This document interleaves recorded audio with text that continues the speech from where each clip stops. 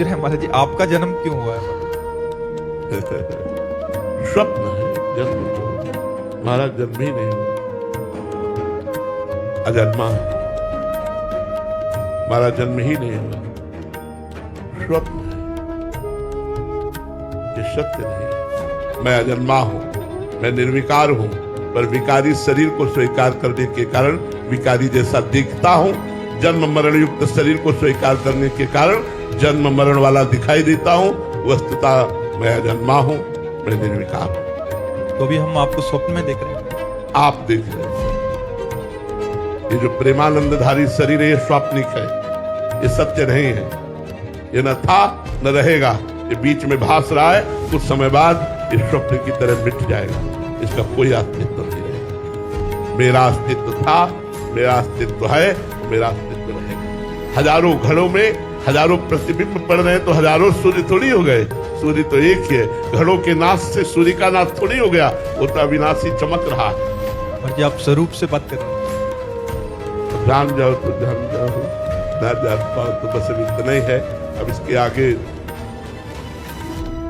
अनुभव गम्य भले जी सकता, अनुभव के द्वारा जाना जा सकता है, वाणी के द्वारा नहीं। महाराज जी, इसको जानने के लिए साधक को उसी स्थिति में आना पड़ेगा। हाँ, उसी जब तक उस स्थिति में नहीं आएगा तब तक नहीं समझ। मतलब जगना पड़ेगा। बिल्कुल।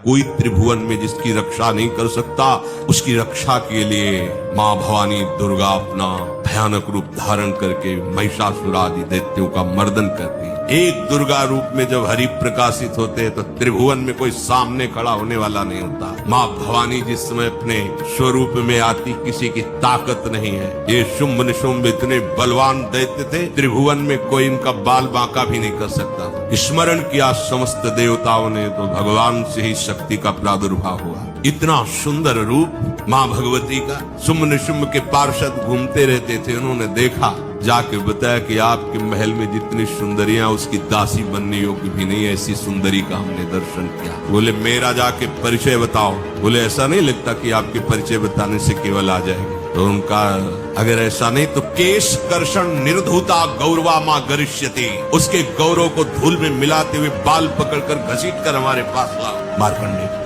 उनके पार्षद गए और बताया हमारे मालिक शुंभ निशुंभ है, उनका आदेश है कि आप महल में चलो और आदर सहित, अगर आप ऐसा ना करती हैं तो मैं आपका निरादर करते हुए बाल पकड़कर घसीटते हुए ले जाऊंगा। देवी जी ने मुस्कुरा दिया और कहा अपने मालिक से कह दो जाकर के कि हम उसी की आज्ञा पालन करती जो हम पर युद्ध में विजय प्राप्त करे। वो जाके बोले हाँ, वो तो मतवाले, त्रिभुवन में कोई जोड़ ही नहीं था। आए और उद्दंडता पूर्वक वचन बोलने लगे। माता जी ने कहा बस तब तक बोल ले जब तक मैं मधु का पान कर रही हूँ, बस ये पान करते ही तेरी जीवन लीला समाप्त हो जाएगी। ऐसा ही हुआ।